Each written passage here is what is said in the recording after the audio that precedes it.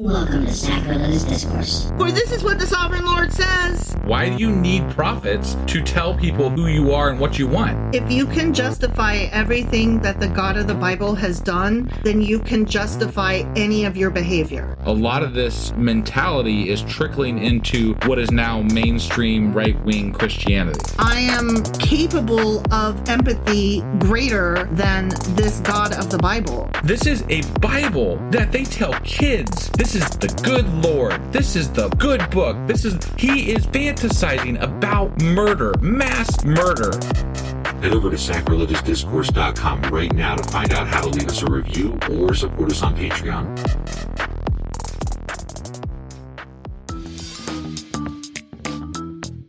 Hey there, sinners and saints. It's your favorite Bible-bashing duo from Sacrilegious Discourse, and we need your help. That's right, folks. We're raising funds for some heavenly equipment and a studio that doesn't sound like it's in the depths of hell. Our current setup, let's just say it's more apocalypse than audiophile. So if you want to hear us dissect the Bible without the background noise of demonic squirrels, chip in a few bucks. We're aiming for $5,000 to upgrade our audio and build a studio worthy of blasphemous banter.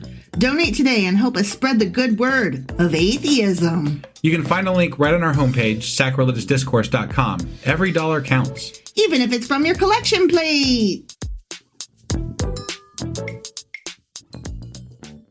Husband! Wife! Do you know what we're doing today? Well, we've had a little bit of a break since we started talking about Haggai. That's why I asked. But we finished the book. We did, but it was only 2 chapters. It was only 2 chapters. That's no great feat. Right. Well, I mean, we've done a lot of books of the Bible. There's only 2 books left after this. I feel like this is so Testament. Far a pretty fantastic feat. Well, yeah. This is like almost we're going on 5 years of reading the Bible. This August. Yeah. That's a long fucking time to read a goddamn book. It really is, especially a book that you don't like. And that the more you read it, the more you fucking hate it. And if you really think about it, think about how much shit we've talked about the Bible over that time. And how much we've learned. And how often we have not been struck by lightning. Yeah. Or anything. Although yesterday there was a fuck ton of lightning, like all over, not just our house or anything, like we didn't get struck, but like all over the Ohio area. And still missed us. Yeah. And tornadoes too, but they didn't hit us either. Nope. Yeah. And not only that, but like we were in one place, kid was in another place. We both have parents in various other places. We all made it through. Yeah. Like if God was like even trying to like randomly throw down a bolt and hit like even one of us, he had multiple targets and missed. Failed so hard. I mean, that was a bad fail. Because there was a lot of fucking lightning last night. And this is not to diminish anybody that's ever had something happen to them. No. And I'm so sorry if it sounded like I was fun-making of you. I'm fun-making of God. Right. Yes. No. I find it tragic. Anybody who's ever been hit by lightning. Yeah, absolutely. And I don't think that you had it coming. No. Not at all. Unless you're an asshole. But even then, you didn't have it coming. Yeah, right. You're just an asshole that got struck by lightning. And 2 separate events. Yes. Right? Yep. Our cat agrees. Yeah. He's over there. Meow. So today, I believe we're getting into the wrap-up of Haggai. Sure as fuck are. Okay. And you got some good shit to go over? I think so. I have a little bit of a Jewish perspective, particularly on the last verse of the 2-chaptered book. Got it. Yeah. All right. Well, you ready to do this? Mm-hmm. Let's do it. Okie dokie.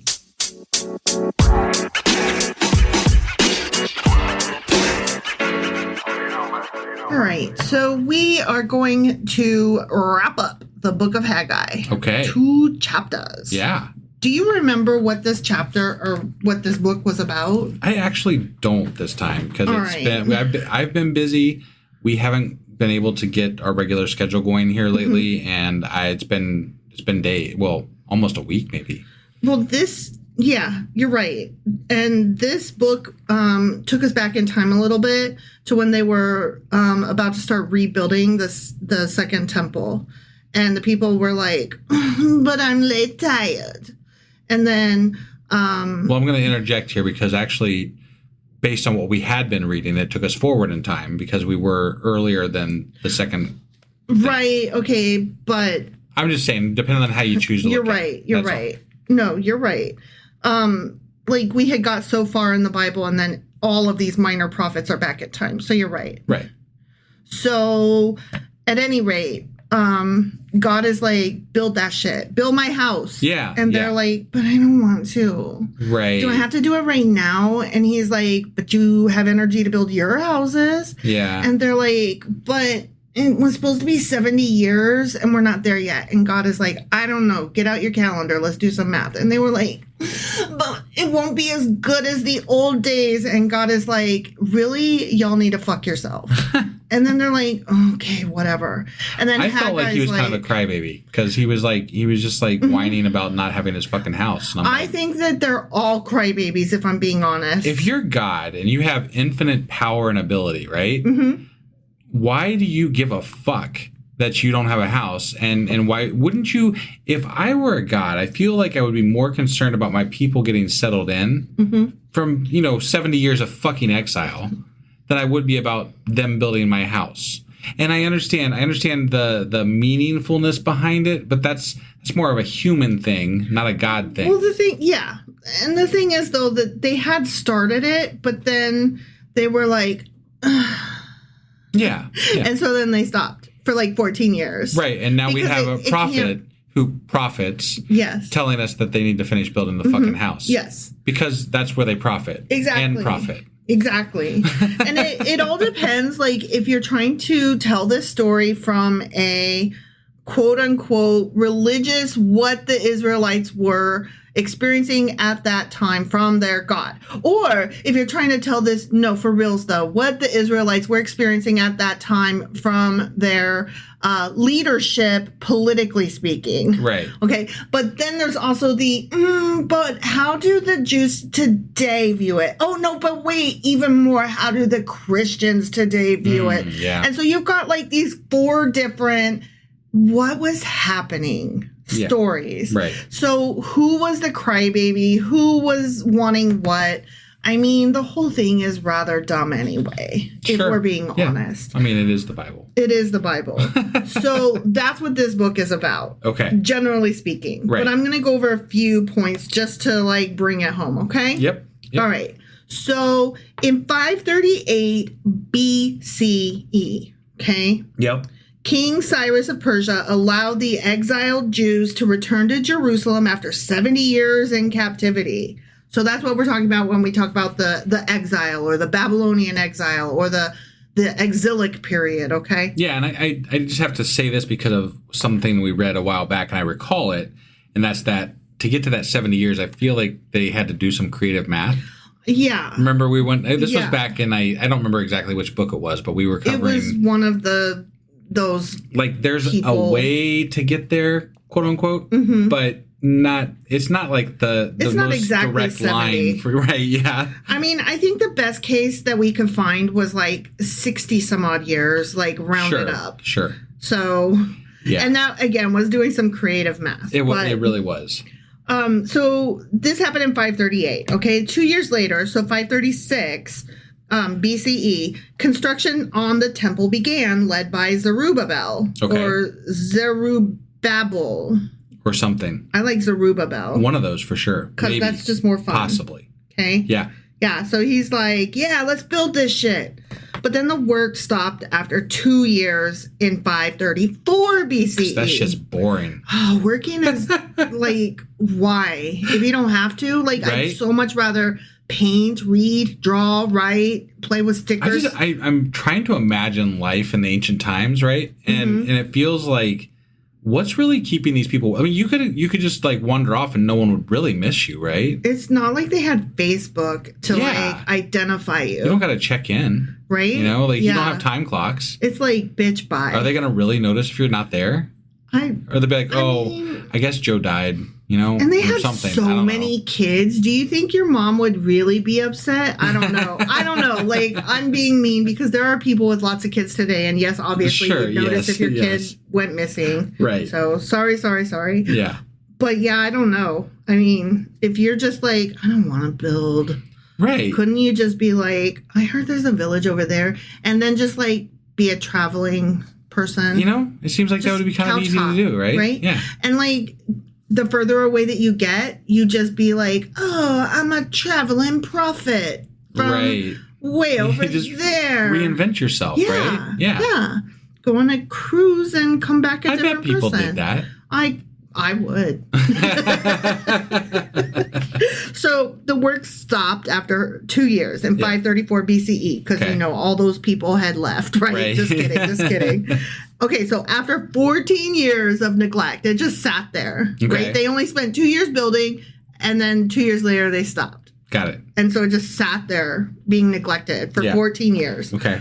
Work on the temple then resumed in 520 BCE and was finished 4 years later in 516. Okay. And that we read about that in Ezra chapter 6. Sure. Okay.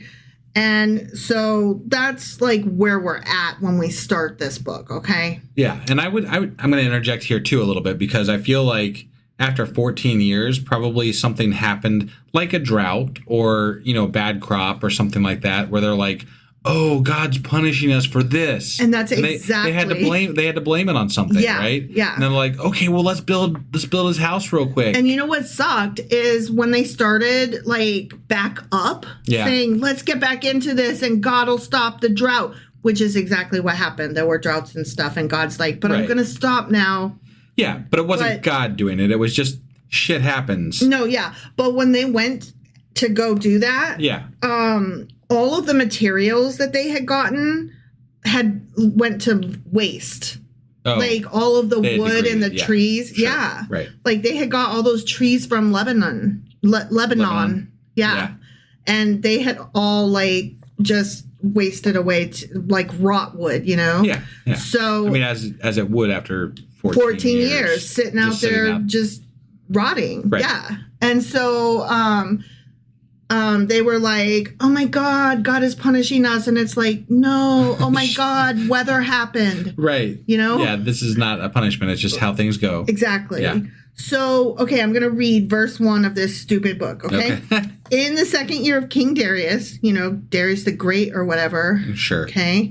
On the first day of the 6th month, the word of the Lord came through the prophet Haggai to Zerubbabel, son of Shealtiel, governor of Judah, and to Joshua, son of Josedek, the high priest. Okay. This would have been around September, our time frame. Got it. Okay? Yeah. So that's when that was. Okay. Okay. So in September, they're like getting this word that, hey, maybe you guys need to go build. Okay? Yeah. And like if that happened in the United States, we would be like, but it's almost winter. Winter is coming. Like I don't. It depends on what part of the country you're in. That is true. I'm just saying. That is true. But generally in the U.S., we would be like, we don't build in winter. Right. But Israel is going to be a little bit of a warmer climate than it is where we live personally. Well, yes. So, you know. Obviously, that's why I said America. Like in the United States, we would be like, I don't want to build in September. Okay. You know? But again, if you were in Florida, I feel like that wouldn't really be the case necessarily. But you'd have to like go spend the next couple of years regathering materials. Sure. Not wanting to work is one thing, but because it's September is another. That's what I'm saying. Okay. Well, I feel like when we move into verse 2, it's titled An Excuse for Not Rebuilding the Temple. And that would be my excuse. Got it, yeah. Okay? So despite the glorious beginning, after 2 years the work stopped, mired in discouragement and derailed by a lack of focus. When Haggai prophesied, the foundation of the temple was laid and the altar was rebuilt, but the temple wasn't done itself.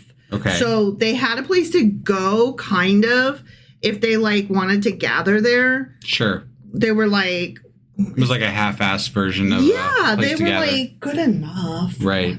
We can do the Easter egg roll here. Wait, that's not how that works, is it? We don't do that. Yeah, no.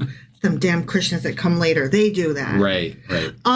Speaking of Easter eggs and the Easter egg roll, did you hear that for the first time ever in American history, the Easter egg roll on the White House lawn will take place with sponsors? Oh my God. Yeah.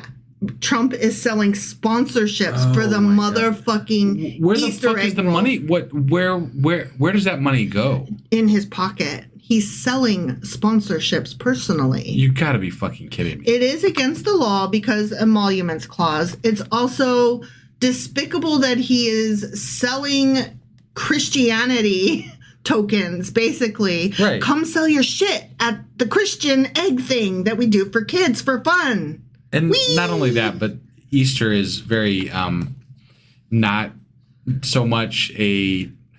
It's got some pagan roots. Oh, it's only got pagan roots. It's literally on the calendar based around the eclipse and not the eclipse, but the fucking when the moon cycles and stuff, or whatever. It's the first full moon after the first Sunday that falls after the equinox. Right. Well, they got Sunday in there. But I mean, there's like, what the fuck?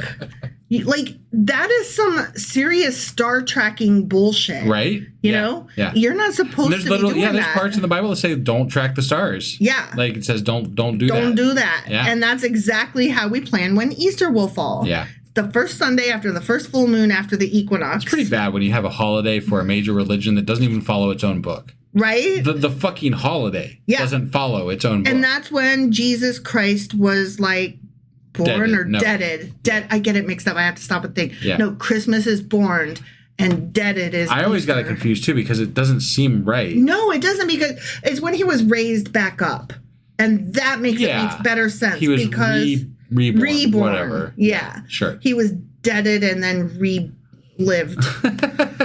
But yeah, it doesn't make sense because when you think about a person being born, you think about that being during the spring. And then you think, yeah, they totally died in the winter. We should start a Jesus recycling center.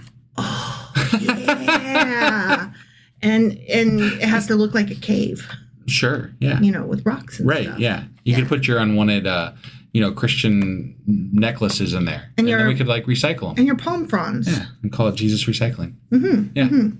Yeah, so anyway, the Jewish people were totally making excuses for not building the temple, saying that they were suffering a time of personal hardship and enemy opposition. Like I said, they were late tired. Which is fucking always for them. I mean, to be fair. Yeah. Yeah.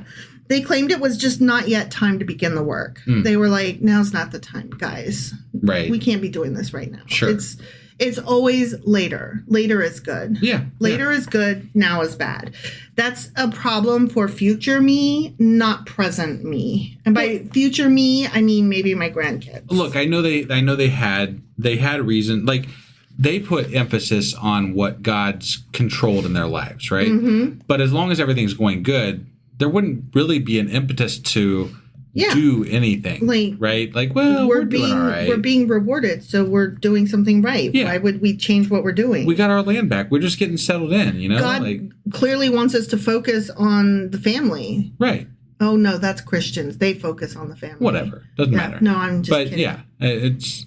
So let's read verse 2. Okay. This is what the Lord Almighty says. Is it? These people say the time has not yet come to rebuild the Lord's house. Okay. Mm-hmm.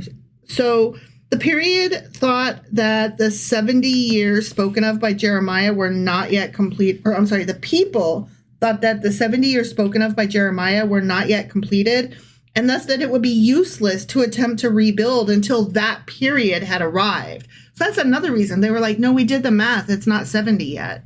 Interesting, because we're like, no, it's totally 70. The prophecy, though, was about them coming back to their land. Mm-hmm. So even they didn't know what the fucking prophecy meant. They're like, we came back to our land, and that is great. But the prophecy is about when we rebuild.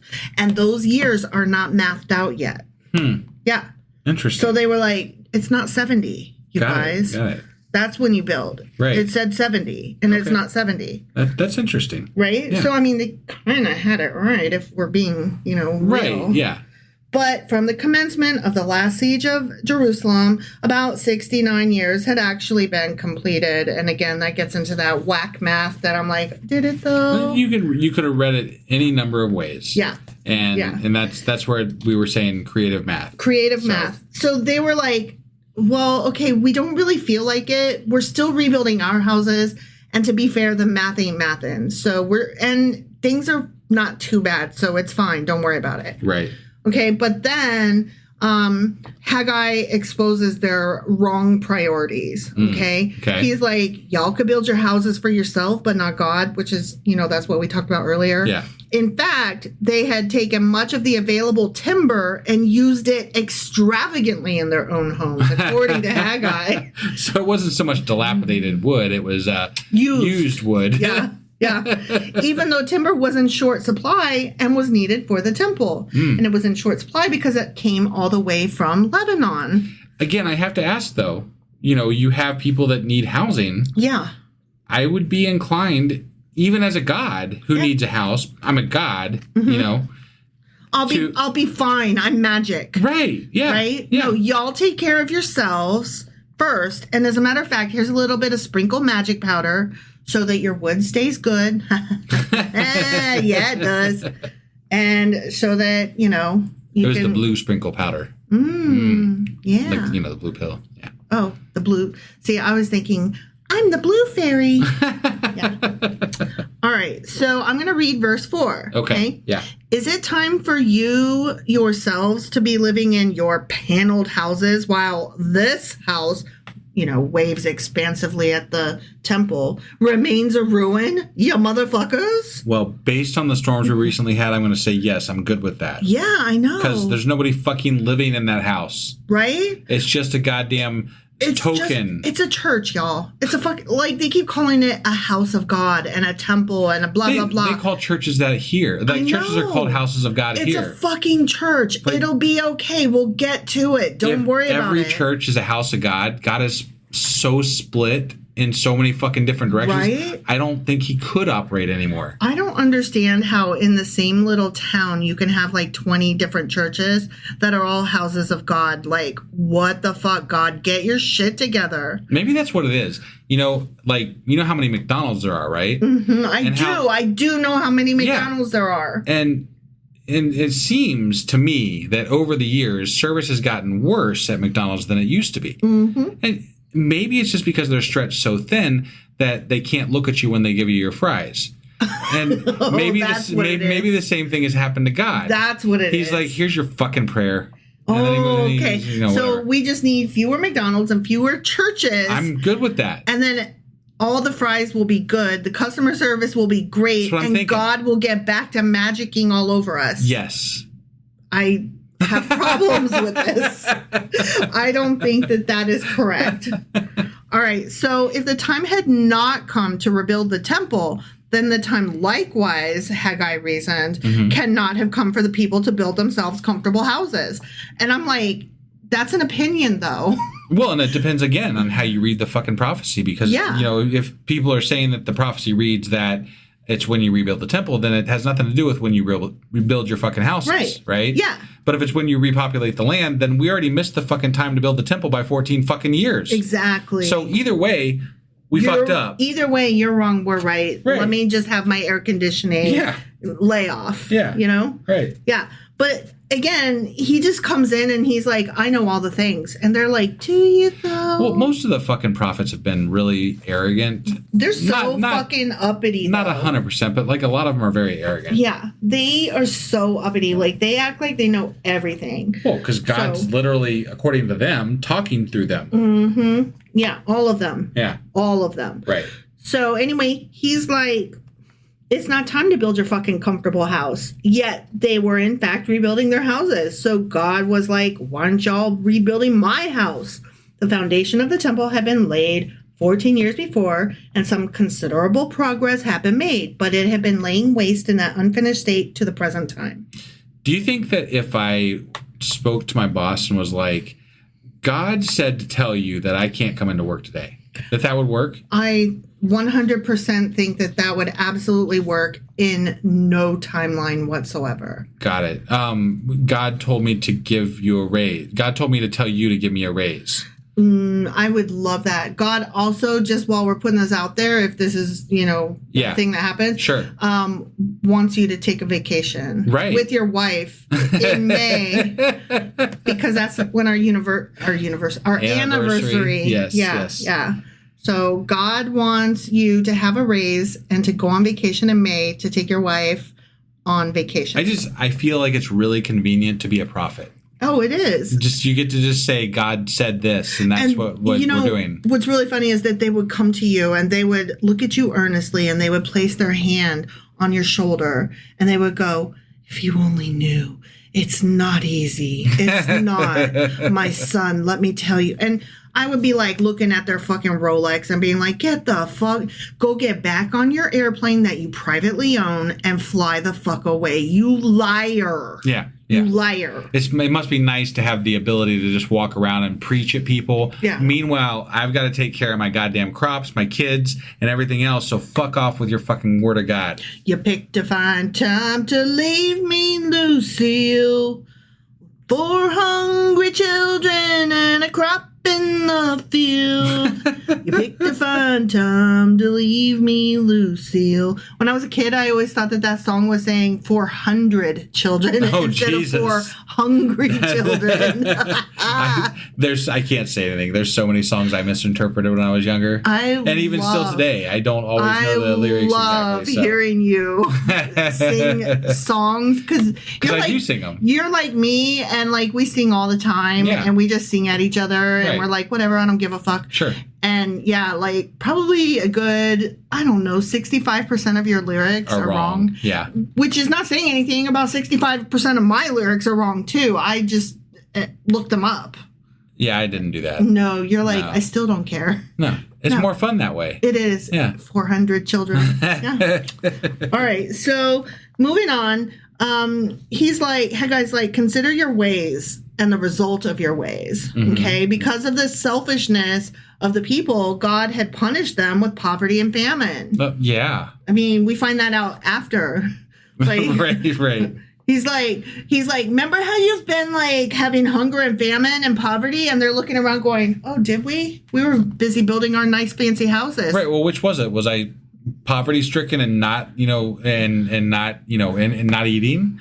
Or was I laying around in my house, lazy and, in my nice house. In my nice house, my paneled house. Yeah. Which was it? It was. Because this is how every fucking religious fucking yeah, exactly. Yeah, this is Republican thinking. You're both lazy as fuck in your mansion that you are stealing from the people. Yeah. Or you're also a piece of shit, trash, garbage human. And not doing anything. And still not doing anything. Right. Well, if you build a paneled house and you've got nice things, you obviously did something. Right? Just not the one thing that he wanted you to do. I mean, that's what I'm thinking. Like, back in the day, like, okay, now if you're living in a house, clearly you, like, 99% likely did not build that shit yourself. Right? But back in the day, these Jewish people, if you were sitting in a house, it's 99% likely you did build it yourself. Right, yeah. You and your family, right? Right. So, like, you can't call that person lazy. Right. But he did. You can. But Haggai did. Yeah. He's like, you fuck. I mean, I guess you could call it, they'll probably say spiritual laziness is what they would say. Spiritual laziness. And it's like... There's always a way to quantify what it is you're actually talking about if somebody calls you out on the bullshit that you're spewing. If I was on the receiving end of that, I would be like, you don't know me. I have a very good personal relationship with God. As a matter of fact, he just told me last night, like, he came down and had dinner with me. Yeah, I don't think I could keep myself from doing that. Like, I'd be like, oh, God told you something? Well, God told me something, motherfucker. Like, let's go. Let's talk about... You know what? The only difference is that, your beard is longer than mine or some shit? So, like, people take your word over mine? Yeah. Like, is that the difference? Like, no, I mean, I'm assuming they have to go through some sort of... Like, prophets must go through some sort of, like, biblical training or something like that. But sometimes God came to not prophets. Right. Yeah. So I'm one of those special little fucks that God came to that's not a prophet. I especially loved it when he came to, like, the kings or whatever. Mm-hmm. And I'm like, oh, that's convenient, isn't it, king person there? Yeah. I liked it best when he came to a peasant. Because that did happen once or twice. Right.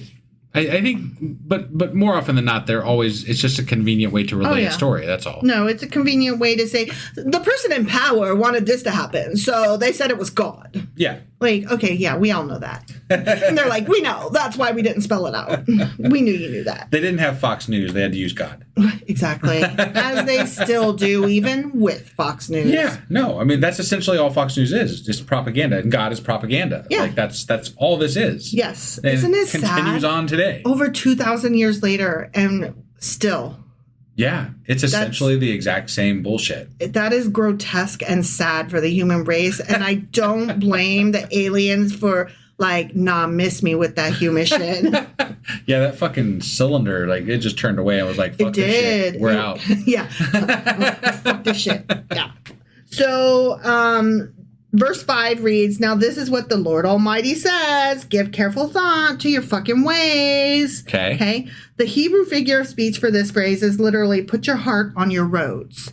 Okay. Yeah. So you do the right thing and live the life that you say that you're supposed to be living as a Jewish follower of God. Yeah. Walk that road and put your heart there. I generally agree with that kind of sentiment. But they're using it all wrong. Right. Yeah. I mean, as most people, many people do. Yeah. I'm not going to say most, but many people do. Yeah. So verse 6 reads, you have planted much but harvested little. You eat but never have enough. You drink but never have your fill. You put on clothes but are not warm. You earn wages only to put them in a purse with holes in it. He's like, y'all never fucking satisfied. And you know why? Is because you play on Facebook too much. Y'all need to get off social media and build the fucking temple. Right. And they're like, dude, Twitter has not been invented yet. And God is like, oh my God, it's not even called Twitter anymore. I can't even with you. So their priorities were out of order is what Haggai is saying. Okay. So nothing could satisfy them. Yeah. Like all of a sudden we go from like, I'm building my paneled house. I'm a happy mouse.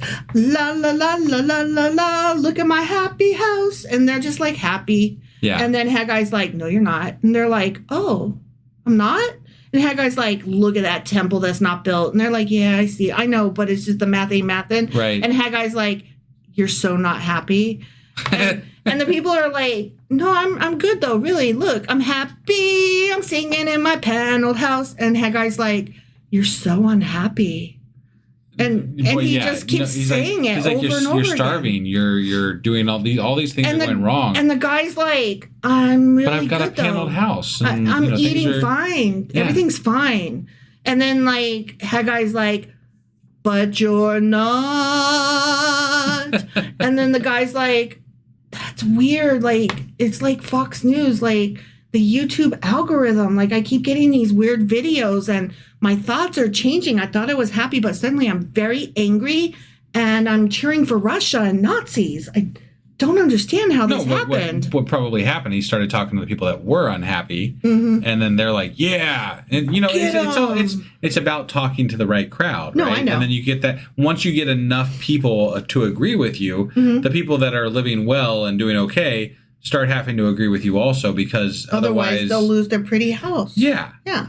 I know, but there are people that, like, the algorithm does get them. Whatever the algorithm of the day is. Right. Like, now it's an actual algorithm that actually brainwashes them. The more that they watch, the more that they see. Yeah. And the more that they, like, in the 80s were completely against Russia, and now they're like, I love Putin, Nazis are fine, everybody sick Heils, you know?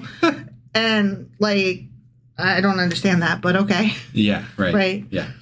So anyway, Haggai's like, nothing can satisfy you. Each accomplishment soon revealed that there would be something more, something that really could satisfy. Okay. What do you think that is?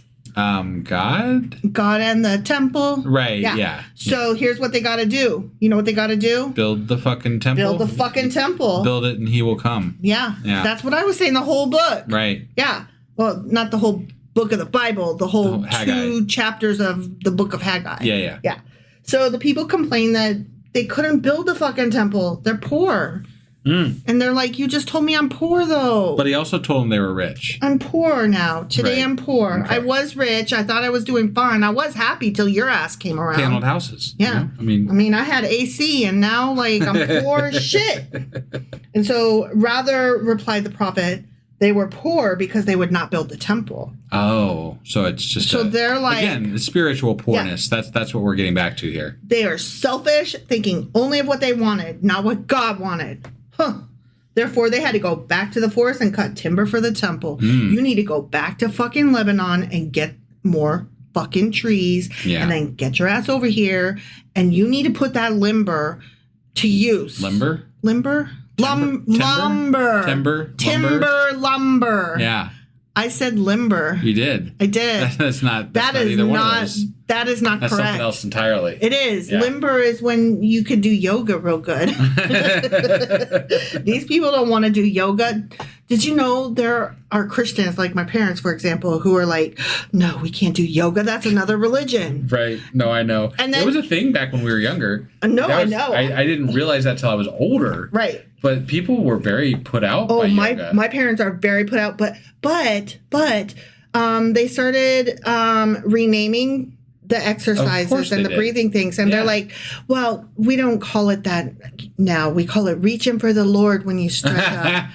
And like they just renamed it, and I'm like, but you're still, and I like was trying to have this talk with my mom. I was like, but you're still doing the same things, and she's like, but it's with a different intention, and I'm like, but it's like saying, but it's still a fucking Christmas tree on a high place. You know what? I'm sure there were people that were doing yoga that did the whole spiritual side of things. There still are. Yeah. But most people that I knew that did yoga, it was just for the exercise and for the it's not even that. It's just the rich white bitches that like their yoga mats. That's all. I'm sure that there are and their Stanley mugs. But some people did it for the exercise. But a lot of them just like Stanley mugs and fitting in. You're probably right. Oh, I know I'm right.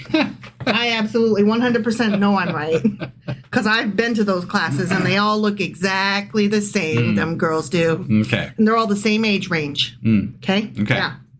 All right. So anyways, he's like, y'all need to build this fucking temple. Okay? I know, like, we're still going through this book and it's just build the temple, build the temple, build the temple. Yeah. Okay? So let's read some verses. Ready? Yeah. 7, 8, and 9. Okay? This is what the Lord Almighty says. Give careful thought to your fucking ways. Go up to the goddamn mountains and bring down timber and build my fucking house so that I may take pleasure in it. Yeah. And be honored, says the Lord. Okay. Why do you need a house to take pleasure? Can't you just pleasure yourself up there in the clouds? He likes people to watch. He nasty. You expected much, but see, it turned out to be a little. What I brought home, I blew away. Why, declares the Lord Almighty? Because of my fucking house, which remains a fucking ruin, while each of you is busy with your own fucking houses. Okay? Yeah. So. Petty. Like, again, petty. Petty little bitch. Yeah. So he's like, go to Lebanon and get timber. So in the second year of the return from captivity, they had procured cedar trees from Lebanon and brought them to Joppa, and had hired masons and carpenters from the Tyrians and the Sidonians. But that labor had been nearly lost by the long suspensions of the building. Got it. So, right. Yeah, it's done. And all the carpenters were like, I'm sitting around, but I ain't doing much, so I'm out. Yep. You're not paying me. Right. And the sculptors, too, they're like, I got shit to be sculpting. I can't sit around here forever not sculpting. Right. Bye. Okay. So, verses 6 and 7 from Ezra chapter 3 reads, on the first day of the 7th month, they began to offer burnt offerings to the Lord, though the foundation of the Lord's temple had not been laid. Then they gave money to the masons and carpenters and gave food and drink and olive oil to the people of Sidon and Tyre, so that they would bring cedar logs by sea from Lebanon to Joppa, as authorized by Cyrus, king of Persia.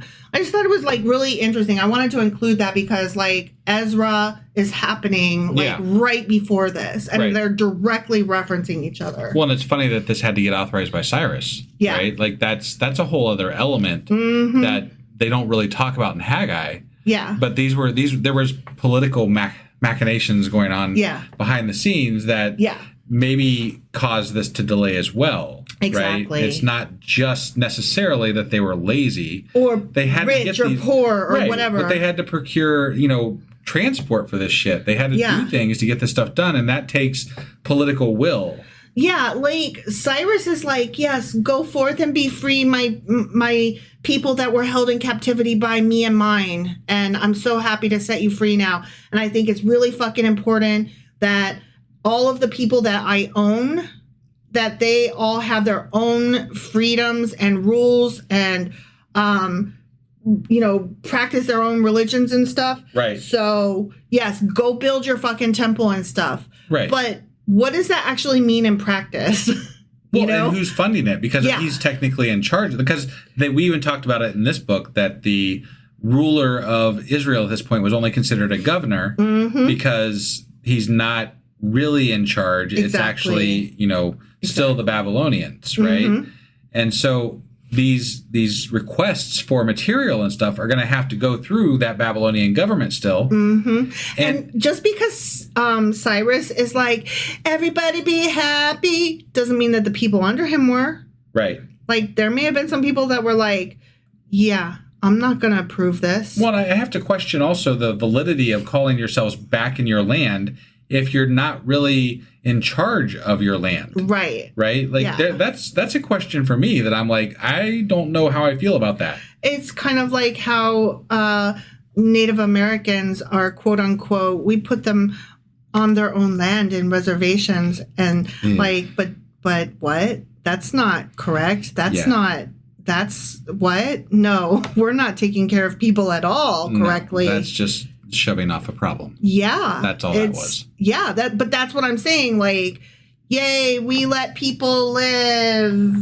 and didn't take care of them and we're really shitty at them. Some people live. Yeah, that's what I'm saying. Like, after all of these Jewish people were like killed and stuff and put into captivity and moved here and moved there and sent asunder and all kinds of whatever. Yeah. Yeah. Now they're like, you're free. And it's like, go home. You're free-ish. Ish. Right? That's why I was equating it like for today. Like, that's what it would be like saying. And isn't that exciting, you guys? Right. Like, I don't know. Let's ask some of the people and see how they feel about it. I wouldn't be real keen. I wouldn't feel real keen to celebrate at that point. I wouldn't feel like I'd won anything other than the right to move where I wanted to move. Within a 4-block radius, maybe. Like, who fucking knows? I don't know what it looked like. But I don't know.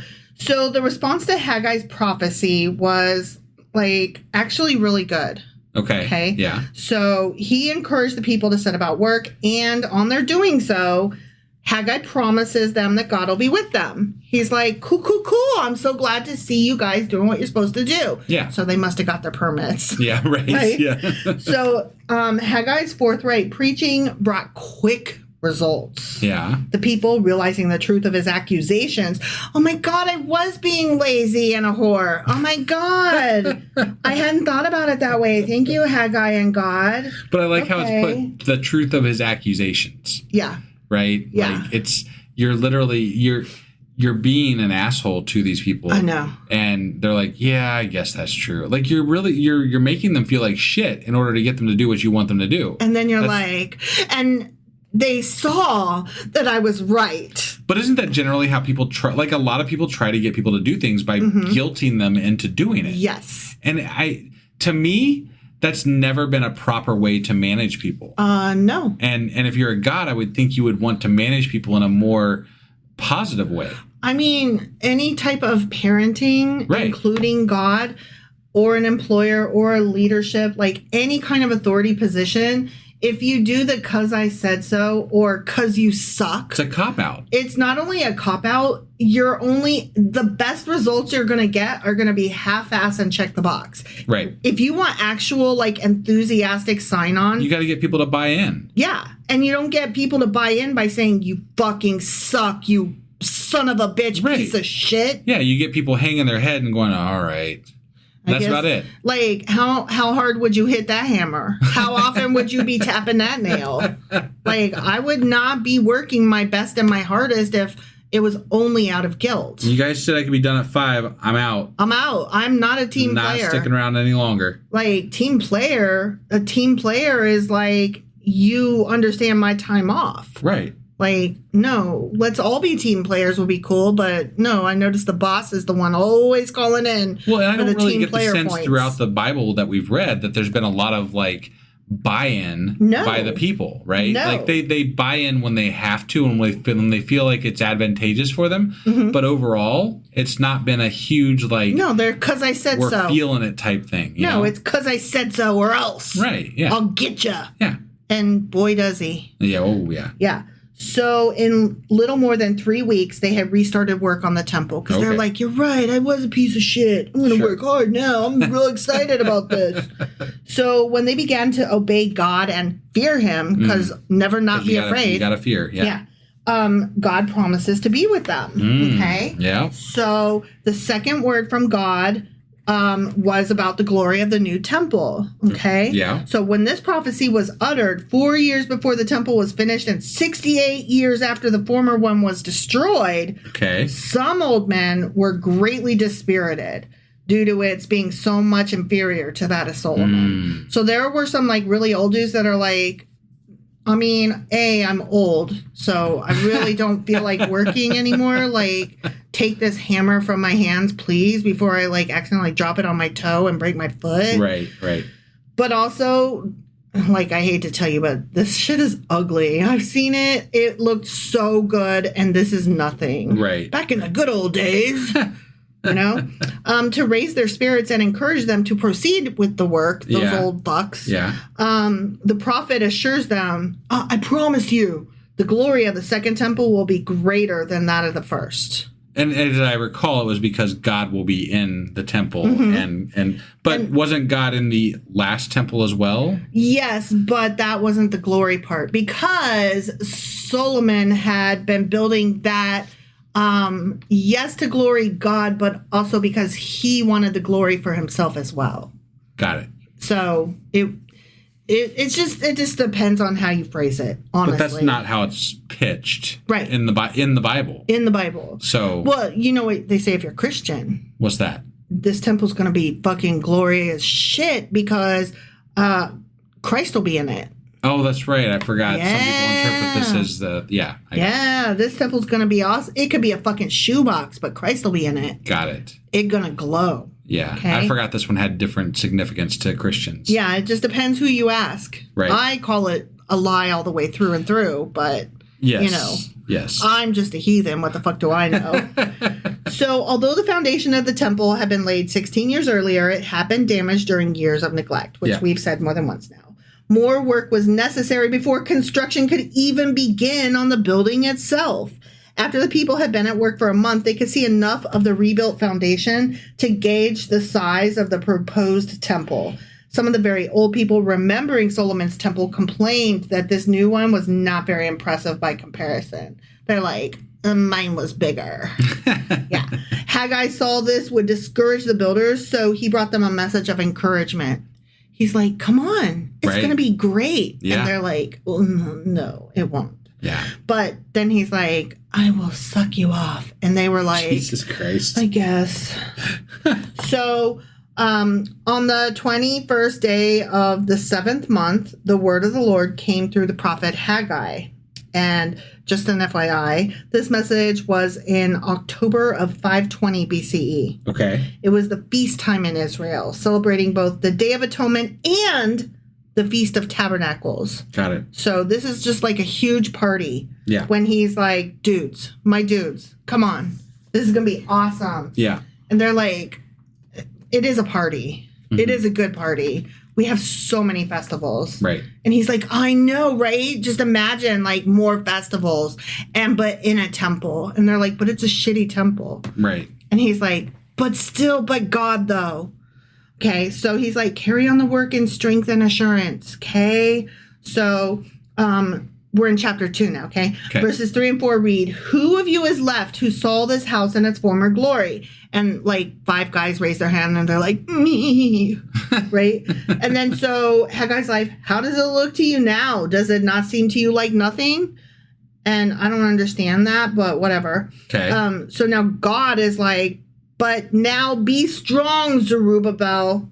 Be strong, Joshua, son of Jozadak, the high priest. Be strong, all you people of the land, and work, for I am with you. And that's what God declared. Okay, just be strong, just all keep y'all. Working. Keep working. Fuck care. I don't care how shitty it looks. You just keep building. Be strong. Right. Be strong. God said so. Be strong. Not God. Haggai. I'm God. I'm God, and I say be strong. Not the prophet. No. God said that. Yeah, and they're like, oh, I can buy into this. I don't understand how or why, but yeah, that happened. So the foundation of the present house had been laid about 53 years after the destruction of the temple built by Solomon. And though this prophecy was uttered 15 years after the foundation of the second temple, yet there might still survive some of those who had seen the temple of Solomon, right? Okay. Yeah. That's what we were just talking about. Yeah. Most certainly the Jewish people at this time had neither men nor means to make any such splendid building as that erected by Solomon. I said the word erect, and that will never not be funny. The present was nothing compared with the former. So, old people were like, this sucks. Yeah. But God was like, don't let this discourage you. Just work. Just be strong. The chief glory of the temple is not in its splendid building, but in God's presence. Got it. Okay? Yeah. So Haggai passed on God's assurance that he was with them, just as he had been with their ancestors when he had brought them out of Egypt. Remember Yeah, Egypt? I remember. Yeah, he likes to bring that one up. Remember how I brought you out of Egypt? I have to question this, though. If it's more about the presence of God, why did we have to read, chapters and chapters worth of building stuff about a fucking tent? Yeah, exactly. Jesus Christ. The tabernacle chapters were awful. Painful. Yeah. All those measurements and the exact decorations on what side of this, that, and the other. And now you're like... Yeah, now you're like, it doesn't fucking matter. I don't even care. Just build this shoebox. It'll be fine. Right. Wait. We could have had a shoebox all this time because you didn't care? Right. I mean, I was fine with the fucking shoebox. Why did they need something meticulously built and we need, it doesn't matter? Yeah, why doesn't it matter now? I feel like that's a good question. I feel like they would have had less back then than they did now. Right? And they did it in a tent. They built this fucking... they brought...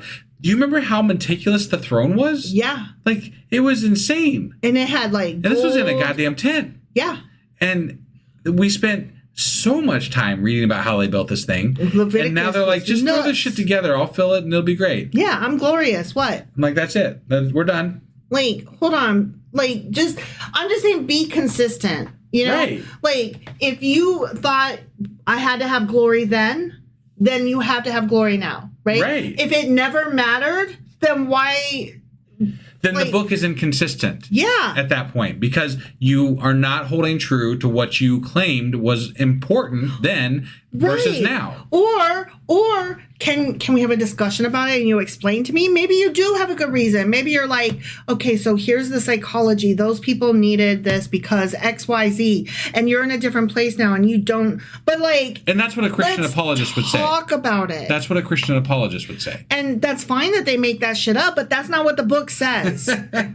I wouldn't mind it if they had actually addressed it in the first fucking place. We're talking about God's word, right? So this is God's word, and God's word should explain why this is different than, why do we not care now what we did then? Not with a Christian apologist making up answers for God. Right. You don't know. God did not talk to you, sweetheart. You are not a fucking prophet. I guarantee you. Okay? It might. I promise you're not a prophet. Some of them claim to be. I know that you claim to be a prophet. I promise you're not. Right. You are not a prophet. Yeah. None of you. Not a single human being on this planet is a fucking prophet. Are you telling me that God's not speaking through people when they speak in tongues? Yeah, that is what I'm telling you. That's not what they tell me. Well, they're liars. Although I can't really tell what they're telling me when they tell me. They're either liars and really, really shitty, evil people lying, or sadly, they are mentally incapacitated and need help because they believe it. Possibly. Maybe you need the special underwear to understand the talk and the what is it called when they speak in tongues?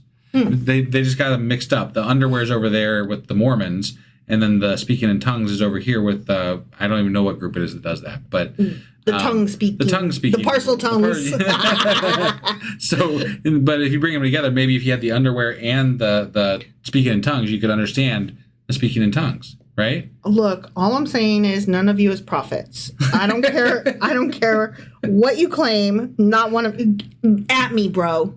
At me. Yeah, right. If you are a prophet and you really think that is true, let's talk about it, because I'm here to tell you, no, you ain't. Right. All right. So you're not a prophet. Right. Anyways. Yeah. So the foundation had been laid, and God's like, don't worry about it. It'll be fine. Yeah. I'm sure. great. I'm awesome. Okay. Shoeboxes are great. It's always been the case. This time. Sure. It's always been the case.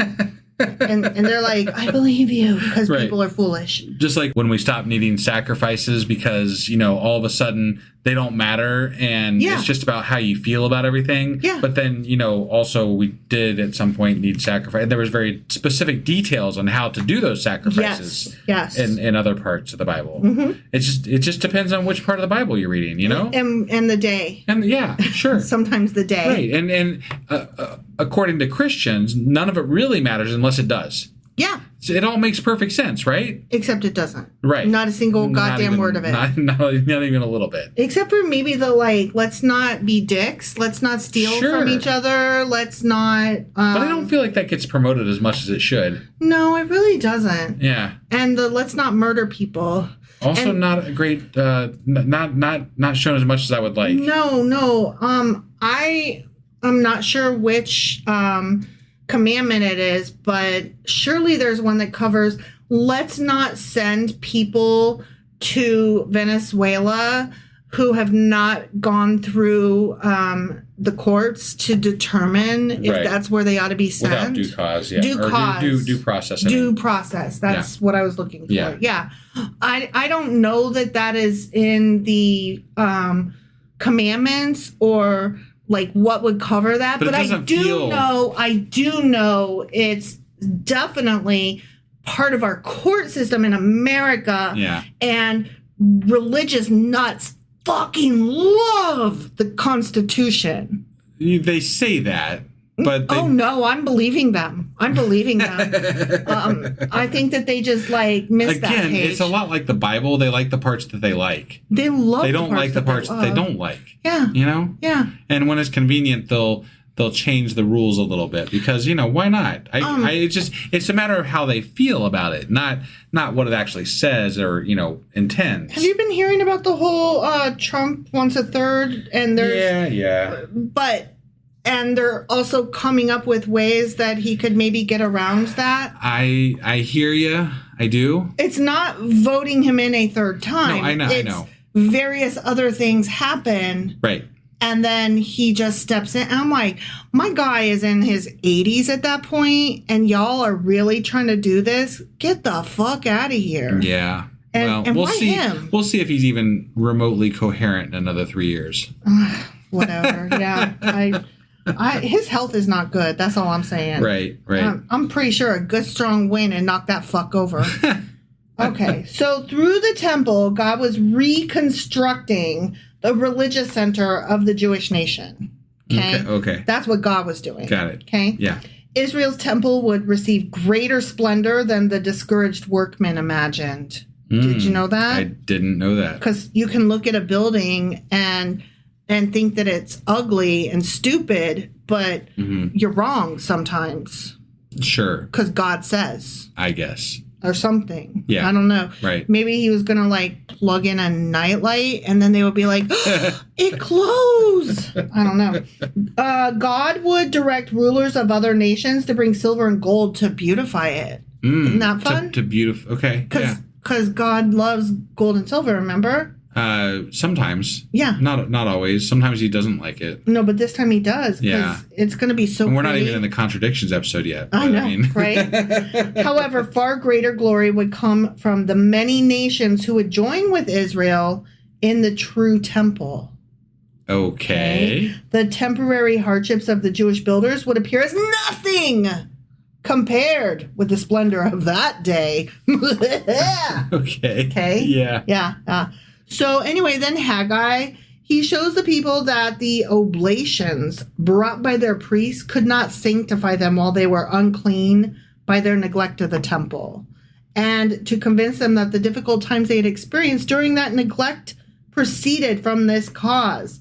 So he promises fruitful seasons from that day forward. That was the bit where he was like, yo, if you have a good apple sitting next to another good apple, does the one good get on the other good? Right. And they were like, no, that's stupid. Yeah. And then he was like, but if you got a sick kid and you put him next to a healthy kid, right, that sick kid could get the healthy kid sick though, right? And they were like, yeah. He's like, see, just because you're good doesn't mean it gets on other people, but bad always spreads. Evil spreads. And I'm like, you know what? I do kind of agree with you on this one. But also no, because good does spread. That's why we do good. Yeah. Absolutely. You know what I mean? Like that whole smile at each other campaign. It's harder work, and that's why it's not what people expect always, you know? Yeah. Well, but it's like the whole impetus behind the random acts of kindness that Christians love. The pay it forward that Christians love. The buy the McDonald's for the guy in line behind you that Christians love. Right, but even that kind of stuff has been like almost lip serviced. Oh, yeah, like definitely. it's not really as meaningful as it could be because they do it for the gram. Right, yeah. And then they share that they did it for the gram. Yeah. They're like, oh my God, you guys, I don't ever share this except always. But I was so nice to somebody and God is so good because then that person was happy at me. Right. I changed their life. I personally like to operate in just lots of many little unseen niceties. Like just random things that you that's what might a random help act with. Of kindness is. Yeah, but I mean, like nothing that I would ever seek validation for. Well, you know? I just like to call it don't be a dick and just be nice to people on the regular. Yeah. And then you don't have to like get extra validation points from social media or I'm not saying like there's times when I'm like, oh my God, babe, guess what happened to me today? Right. But I'm not like sharing it on social media. I'm just like telling you this happened to me today. Yeah. The end. Right. Like that's a thing that happened. I think the validation comes in the reciprocal behavior you get from people that witnessing you do nice things for people. But don't do it because they're watching. Don't do it. No, right. Just don't be a dick and always be nice. Yeah. How about that? I like the idea. I don't like the implementation. Yes. How's that? Yes. Okay. Yes. I mean, I don't know. Wheaton's Law always comes to my mouth. Which is don't be a dick. Don't be a dick. Right. And it just fits so many different times and ways. Yeah. So, okay. He's got a question for the priest, though. Okay. At the end of 3 months, all the foundation work was finished. Okay? Yeah. So they laid the foundation. Zechariah had successfully urged the people to repent, and now Haggai emphasized again that spiritual cleansing was the only way by which they could enjoy God's blessings. Okay. You got to be good with God. You got to get Jesus in your heart pre-Jesus. Yeah. Okay? Yeah. Haggai reminded the people that their wrong attitudes in the past had been all the cause of all their troubles. Don't forget to build this shit. Don't forget to always be scared. Don't forget to never not fear God. Make sure you get the OxyClean for the soul. Don't forget that you suck and you're a piece of shit. Right. And you need God. Yeah. Don't forget. And also, I will hold that gold for you. And also, we're going to go back to sacrificing. That's what Joel Osteen says. Yeah, right? I will be needing your greatest fatted calf. Mm-hmm. I mean, for God. Right, obviously. I'm going to hold it for you. Obviously. Because I'm a prophet. Yeah. I'm a fucking prophet, too. Did you know it, husband? Does that mean we get private jets and shit? Oh, yeah. Oh, okay. For sure, for sure. Cool. As long as we're all lying, right? Then, yeah. Wink and a nod, wink and a nod. Guys, tell everybody that we're prophets and maybe we'll like, blow up. You know what? Blow up. I don't Not in the wanna, bad way. I don't in the good up. way. But you know what? I don't need a fucking Rolex. I don't need my own fucking plane. You know what I would like? What's that? I would like for the fridge to not make that funky ass noise that sounds like fucking woolly mammoth herd dying in my kitchen. Yeah. Yeah. One day we'll get that rectified. Yeah. It's not good, you guys. That fridge is about to die, I think. Yeah. Anyways, that would be cool, you know? Mm-hmm. That's all. I don't need We don't need fancy a lot. shit. Just, you know, basics. Yeah. Yeah. So anyways, Haggai's like, don't forget that all your troubles are because you suck. Right. You had it coming if you had troubles. So he gives an illustration to show that contact with unclean things make a person unclean, but contact with holy things do not necessarily make a person holy. Bad spreads, but good stays put. Yeah. As long as they had neglected the temple and let it lie as a ruined, dead thing in their midst, they had been unclean and therefore unacceptable to God. He was like, no matter what good you do, it doesn't fucking matter because you weren't building the temple. So nanny boo boo, stick your head in doo doo. You were going to go to hell unless you were building this temple. Except that hell had not really been invented at this point. So they didn't believe in going to hell so much. Sure. But still, he was like, but you do suck though. Yeah. Okay. Yeah. So no matter how much it brought them in contact with holy things, just because you are acting holy doesn't mean that you are. Right. And they're like, I don't know. I kind of feel like it does, though. So verse 14 reads in chapter 2, Then Haggai said, So it is with people and this nation in my sight, declares the Lord. Okay. Whatever they do and whatever they offer there is defiled. So he's like, y'all showing up to this half-built temple trying to act like y'all holy and shit, but you're not. Got it. Because you still suck. Yeah. And they're like, I never do anything right. Oh, my God. But, like, is it really the fault of all the people that are showing up? Or is it, like, the fault of the people that are in charge of trying to get it built, right? I don't know. And at that point, like, I feel this is where I hate how they describe how God punishes people. Mm-hmm. Because it's I'm so, like, it's not across the board. It's not personal. Yeah. Your God is so big and can see every single person, but he punishes across the board. Right. Because he can't. Except for that he can see the kings and he can see the prophets.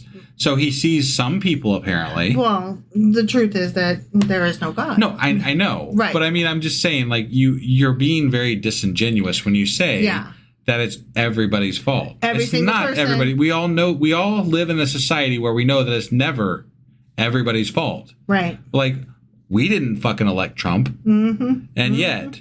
And yet, look what the world has to fucking deal with. No, what's really, really gross is like I have extended my media intake to include news sources from other countries, and it breaks my fucking heart every time they're like, America does this and America says that, and I'm like, not all Americans. And then like I finally understand what it's like to be, you know, a man who's like, not all men. Like, oh, that's what they meant. Because I'm like, I don't want to be lumped in with the Republicans. But then we can look at it objectively and be like, yeah, we kind of suck. No, yeah, totally. Yeah. And like when we see Canada, you know, like, fuck you. I'm like, I mean, not me personally, but like, yeah. I feel we deserve you. That. Yeah. we, America, have that coming. Yeah. And also, from the bottom of my heart, I'm so sorry, Canada. Right. You know? Yes. Like, yeah. I want to offer my sincere apology as well, because I spent a lot of time in Canada as a kid, and I love Canada. I know. I have cousins up there, you know. I got family in Canada, so I'm like... This is a specific shout-out to Owen Sound up in Ontario, because I spent a lot of time there when I was younger, and I love and miss and want to go back to that town. Yeah. Never more so than recently. Yeah, it's so embarrassing. Like, I listen to news sources from Canada, obviously, and then New Zealand, Ireland... the UK, and there's another one I always forget. Like, I can only ever name a few of them, and I forget what the other one is. Yeah.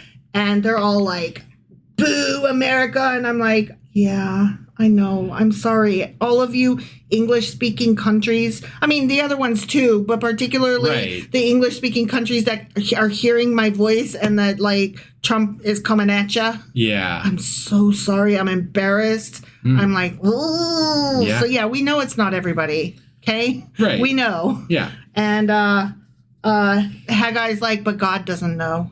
Right, but that's just it, though. Like, we've talked about God being this all-powerful being that has the ability to do anything except apparently know who the fuck is bad. Yeah. And in charge. Yeah. And able to make things happen. But even at that, he's like, to the 7th generation, fuck you and your children. Like, what? That doesn't make sense. Right. Like, yeah. okay, God, you need to chillax and calm your tits. Right. All right, so verse 14 in, chapter 2 reads, Then Haggai said, So it is with these people and this nation in my sight. Whatever they do and whatever they offer there is defiled. Mm-hmm. So Haggai questioned the priests about the transmission. Oh, I think I already just read that.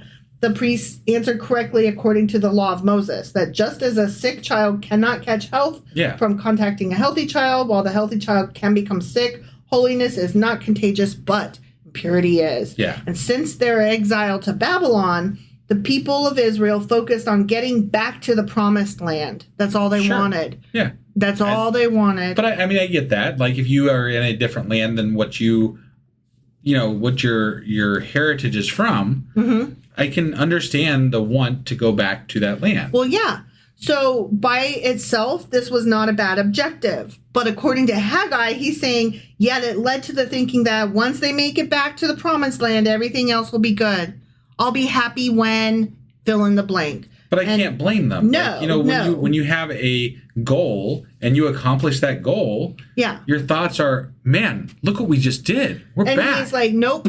Stop. Right. No celebrating nothing's for ever you. good enough. No. It's fucking corporate America. Never be satisfied, ever. Always be busy. Always hustle. Always be, moving up the corporate ladder. Always be busy. Yeah. Productive. You can't ever get kudos for accomplishing something. No. Just on to the next task. Haggai reminded them that their presence in the promised land does not mean that they're holy. Mm. Yeah. He's like, oh, no, but you still suck, though. Yeah. And they're like, oh, I know. This is where I'd pull out the books and I'd be like, dude, we have sucked throughout the entire We've never Bible. Not sucked. Like, there's never been, it's all suck. Like, We've sucked the entire, fucking Uzzah, man. Yeah. Yeah, justice for Uzzah. Yeah, right. Like you're not telling us anything we don't already know. So honestly, shut the fuck up is what I would like to tell him. Yeah. Haggai, you're a real downer. So God sees their change of heart, though, and promises a harvest of blessings to come. Okay. Yeah. The people's selfishness and disobedience have brought God's judgment upon them in damage to their crops and a shortage of food. Yeah. Okay. Now they had turned from their selfish ways and obeyed God, so things would change. Built his house. They built his house. That's the only difference here. Yeah. Nothing else changed. No. The prophet is telling us that God is happy now that God's house, prophet, got built. Yeah. Yeah. He's like, you're great now. Thanks. Okay. Goodbye. Go home. Right, yeah. But don't forget to come on Sunday and bring me all that good shit. Yeah, no, I mean, it's so fucking obvious what all this is. Yeah. And it is throughout the Bible if you read it the way that we read it. Like, I know that you will never go to a church and hear this read the way that we interpret this. But when you think of it in terms of these people are in charge of the power that God holds in these communities, right? That means that what they say is beyond meaningful. It holds so much sway that they can manipulate entire swaths of people to do their bidding and their will. For thousands of years, even unto America 2025, across the globe. Yes. 2,000 plus years later. Right. Holy shit. Yeah. That's ridiculous. That's why this is important to read. Yeah. And it's why it's important to break it down in a way that allows us to see the manipulation that was happening. Yes. And the bullshit that's in here. Because that lets us see what's happening today. I really want, we've said this before, I really want to be at a point where I can appreciate the historicity of the Bible and appreciate it in a sense that it is a snapshot of a culture from thousands of years ago. Right, just like we do with the Greeks and the Romans. But you and I will never see that day. No, and that does break my heart because I do love sociology and history and literature. Yeah. And you know me, I love history. I love history, but I can't appreciate this No. Because of what it still represents. 2,000 plus years later, we're still reading it the exact same way and have not learned a goddamn thing. That is tragic and just speaks so ill of the human race. Anyway, the people's selfishness, blah, blah, blah, blah, blah. So God is very excited, and he's going to reverse the unfavorable agricultural conditions and give them fruitful crops again. Mm-hmm. It's like, you're going to grow such great pineapples here now. You can't grow pineapples there. I mean, maybe you can. I don't know, but I don't think pineapples grow good there. I don't know. I mean, I didn't study about pineapple growth in Israel, so I don't think pineapples can grow there. Yeah. His promise would begin to come true from that very day. Ooh, wow. Just so, what did we go? Was there like crops that literally, like, you remember how that plant grew overnight and that one guy gave him shade and stuff? Did these crops like grow up overnight? Jonah. Yeah, that's the one. Did the crops grow up overnight and like suddenly they just had crops and stuff? Suddenly I see. yeah. For on that day, mm-hmm. by completing the foundations of the temple, of course, they had been given visible proof that their obedience was genuine. I really want to know what that visible proof was, but okay, I know. I guess we'll just accept it at face value. That's the only thing you can do because God is a lie. All right, so we're getting towards the end here, okay? Mm-hmm. These are the last couple verses, and this is the part where we start getting into how the Jewish people see this versus how the Christians see this, okay? So the final word from God is this. Ready? God rules.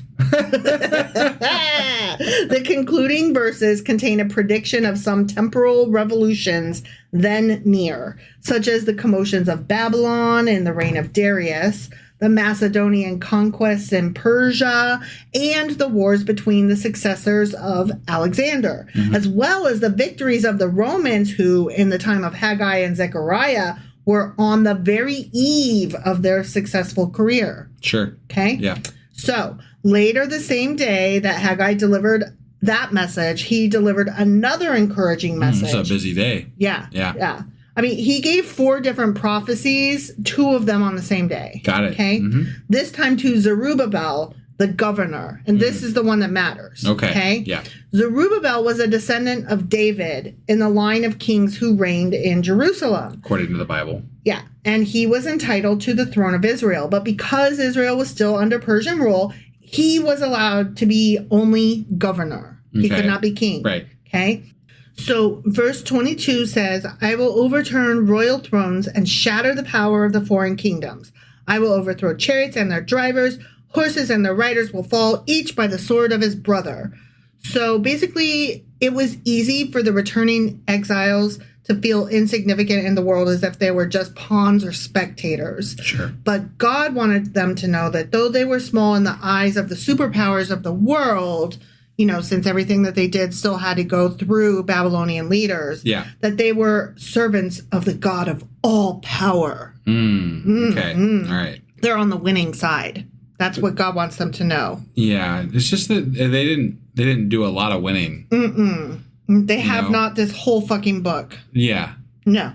So Haggai's messages from God were a mixture of rebuke and encouragement. He's like, build a house, you fucks. You're so fucking poor and lazy. You're awesome. God loves you. Oh my God, this is great. Okay. Right. Yeah. And now we're at the final verse. This is the big one. Okay. So this is the promise to Zerubbabel. This is where we were headed this whole time. Yeah. So despite these restrictions, Haggai encouraged Zerubbabel, the restrictions being, you can be the ruler here, but not the king. You're in charge, but not really. Yeah. He encouraged Zerubbabel with the assurance that he was still God's specially chosen representative. Oh, that's nice. He's still God's special boy. That's nice. Okay? Yeah. Through him, God would not only reestablish the nation Israel, but would overthrow all nations and establish God's worldwide kingdom. Through him, huh? Through him. Oh, yeah. Okay. All right. Verse 23 reads, on that day. That day. Yep. Declares the Lord Almighty. I will take you, my servant Zerubbabel, son of Shealtiel, and I will make you like my signet ring, for I have chosen you, declares the Lord Almighty. we had a little chat about what the fuck a signet ring, and he's making you a ring and he chooses you. What? Right. Like Pokemon, I choose you. Okay. So the signet ring was a token of royal authority, much like a throne, a crown, or a scepter. Right. So that's what the signet ring is. Okay. Yeah. Now, recall that God had placed a curse on the seed of Jeconiah way back in Jeremiah chapter 22. Okay. That line was the royal line of David. Right. So if the Messiah was to be eligible for the throne of David, he had to be of the legal line of David, but not of his seed.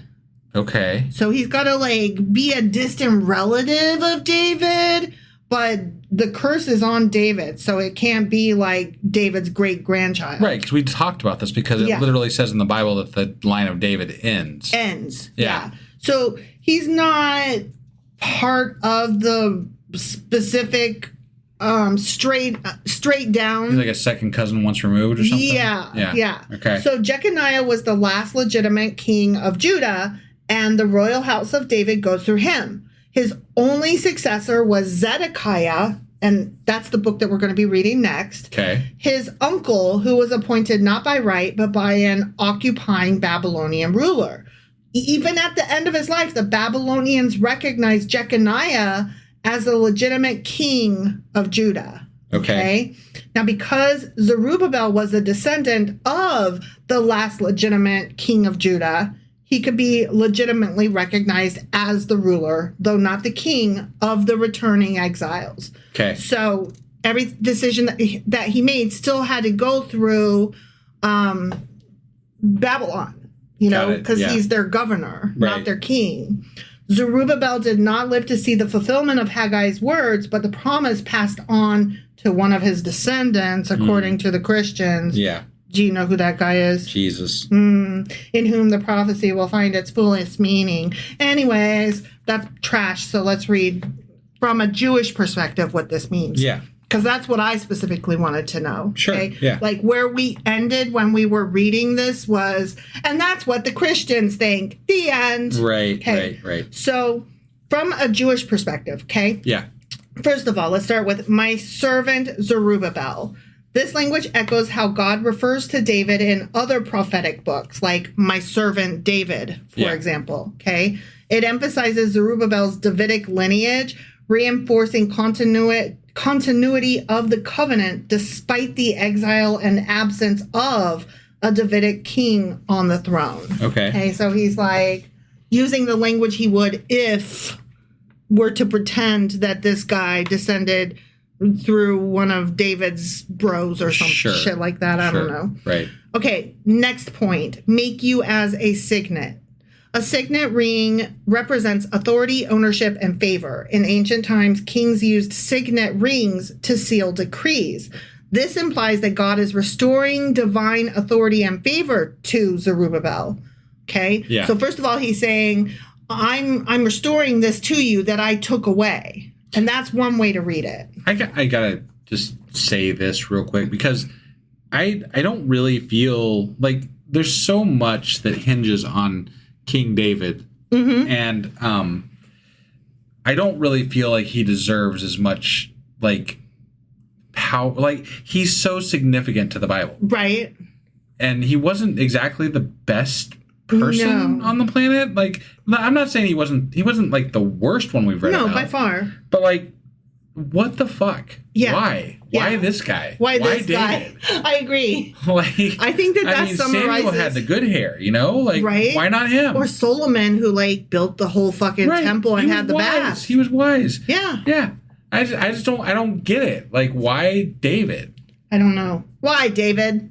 Isn't he the one? He's the one that danced naked through the streets and had like 1,000 wives and like started like worshiping other idols and shit at the end. I don't remember. It got like real bad real quick or something. Wasn't that the one? I don't remember his ending, but I do remember that he was swinging his ding dong around, dancing in the street, and his wife was not happy. One of his wives, because he had multiple at that point. Did he? I don't remember. I just remember the one was like, "This is not okay." Yeah, no, that was Micah. Oh, okay. Yeah, sure. That sounds right. Michael was something like that. It was Michael, or Mike. We called her Michael, I think, but probably whatever.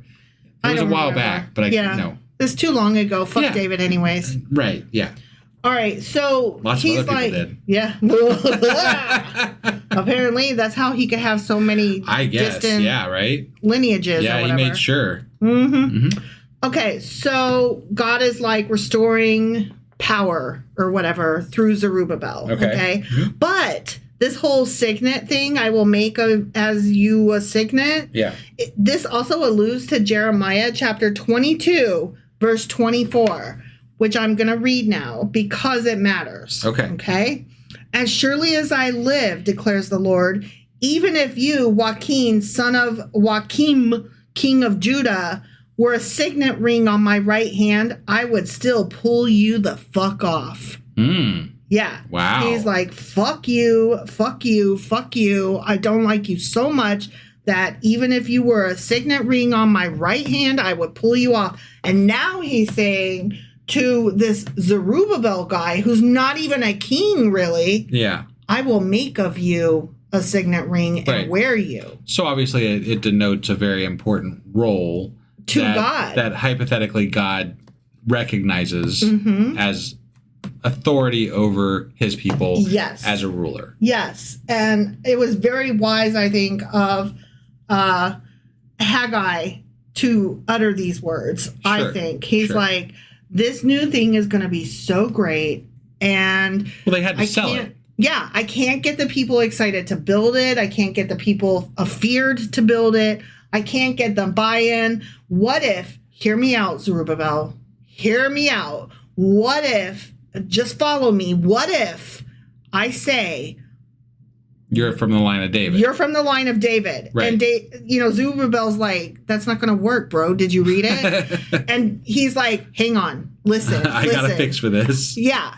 And I just think it was so fucking wise. Yeah. I mean, especially now that like I hear this whole, and this is the words we're going to use. This is how we're going to do this. Sure. Okay. Yeah. So where God says, even if Joachim, Zerubbabel's grandfather, were a signet, he would remove him. Yeah. This is a reversal of that judgment and a renewal of divine trust in the Davidic line.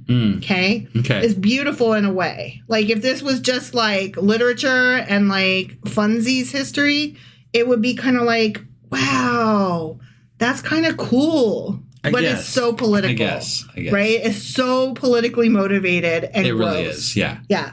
So, okay, the third point. Because God only gets involved in the kingly lines Yes. sporadically and when it's convenient. Always. So I don't really take a lot of stock in how this panned out because there were so many shitty kings Yeah. that I'm like, dude, if you were really in charge, this wouldn't.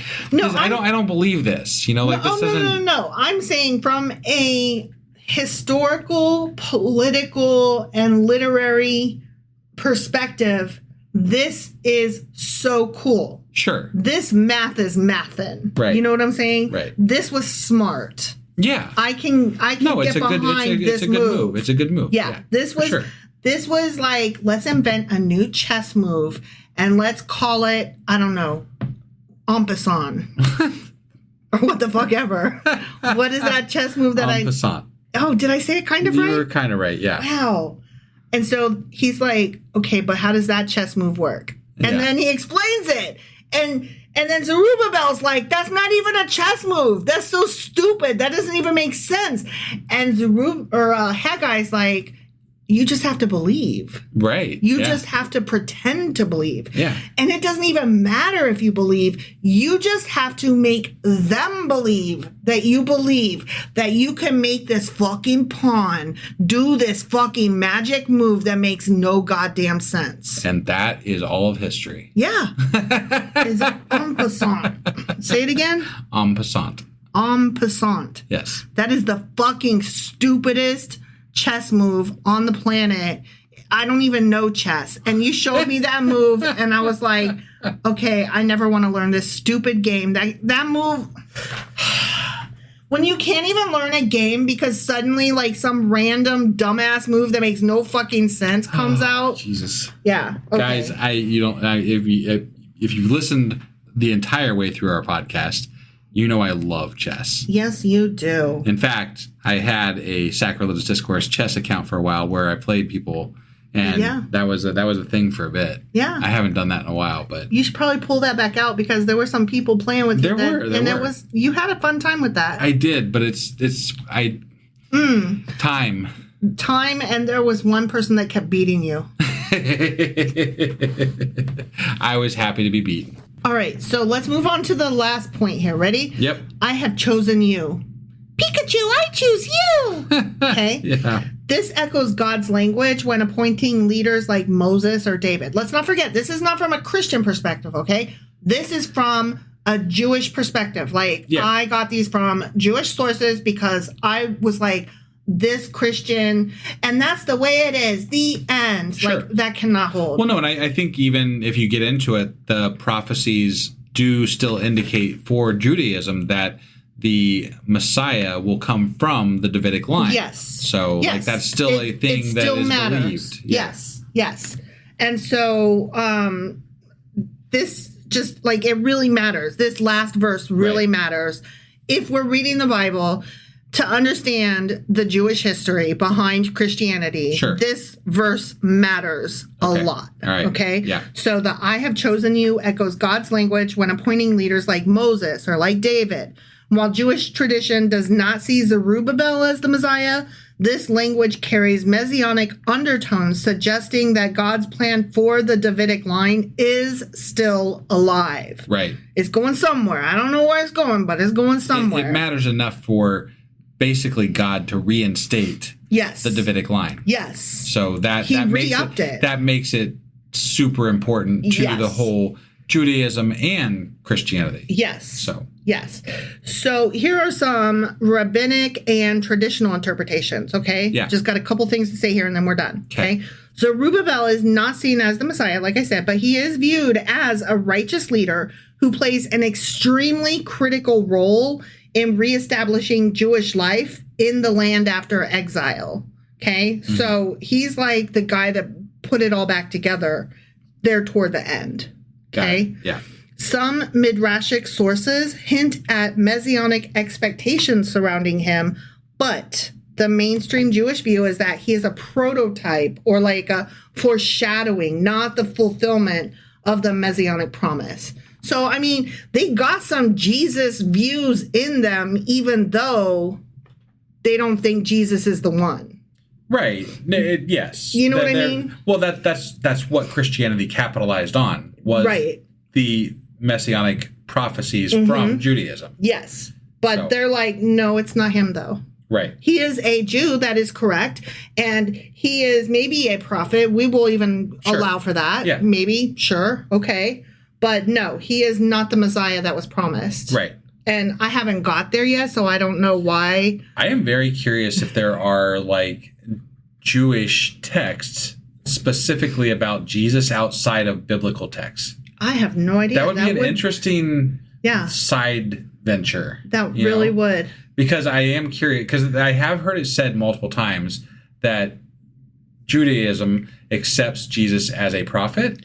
Right. Right. But then why if you're not accepting Christianity, why would you accept him as a prophet unless you take slightly different takes on how he says things? I think that he probably shows up in midrashes, which would be where they would write about that later on. And that's what I'm curious about. Not in the Torah I'd or be Tanakh. Curious about the Jewish texts that maybe indicate something about Jesus later on. Yeah. Because that would be interesting to me. Yeah. That would not be part of our Bible reading, because that would just be people sitting around talking about it, literature conversations. And look, I don't later. even know if these exist.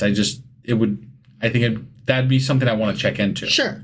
So, all right. So last point, Haggai, chapter 2, verse 23, which again is the final verse and one of the most important ones here. In this post-exile world. From a Jewish lens, is a reassurance that despite the exile and political upheaval, God's covenant with David remains. Even though he's it doesn't. It's done. Right. It does remain. Yeah. Okay. Zerubbabel is chosen not as a king, but as a representative of hope, signaling God's continued presence and favor with Israel and pointing toward a future messianic fulfillment yet to come. Got it. Okay? Yeah. So that is where we drop this book off and leave it done and say, we have completed another book of the Bible, except we got to do contradictions and pop quiz. Yes, and that will be coming up soon. Mm-hmm. I'm going to be honest with you, based on how long this episode was. Mm-hmm. I probably am not going to sleep tonight. So, Ew. and so it may not be tomorrow. It may be a couple of days before we get to the next one out. Yeah. And I apologize in advance, but this was an hour and a half long. Oh, sorry. And I still have to get you somewhere tonight. Yes, and you do. So I have to be at work in the morning. Oh, yucky. So this is a not fun rest of the day for me. Not fun So I'll be rest going to of the bed night. early tomorrow. Yeah. But I hope you guys enjoyed the episode. I actually really enjoyed it. I thought it was great. And it's so interesting, like, how much we got out of that, how long this episode was. It was only 2 fucking chapters. yeah. That speaks of how important this book was. Well, no, this episode was longer than the 2 chapters we read put together, I think. Yeah. So there was a lot to cover as far as the importance of these things with regard to future events in Christianity, knowing what's coming, and how it all interacts with Judaism / Christianity, etc. Right. So yeah, it's just, I don't know, that was really interesting to me, and I don't think I really answered, like, this would have been a Q&A also if we had more chapters, but I don't know that I answered any questions per se, but I covered some interesting think we material. covered a lot of ground there. So Yeah. That's all we got for today. Yes, it is. So we will see you in a couple of days with the contradictions. Mm-hmm. And then we'll be back with the weekly wrap-up after that. Replay. Sorry. Yeah, that's what I meant. Yep. And then we'll be starting a new book of the Bible, which is... I think it's Zechariah, and I think it's 14 chapters long, so that'll be fun. It starts with a Z at the very least. I'm pretty sure it's Zechariah. Because I kept thinking Zeki, and that is what Quark calls his mom in Deep Space Nine. It is. So I just kept thinking Zeki. Zeki! All right, guys. Thanks, and we'll see you next time. Bye!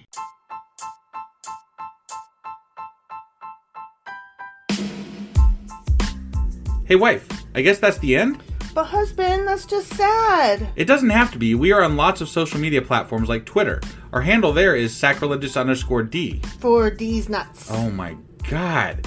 Stop doing that. Anyway, we're also on Facebook, Instagram, and Pinterest. There's a link to all of our social media sites at our website.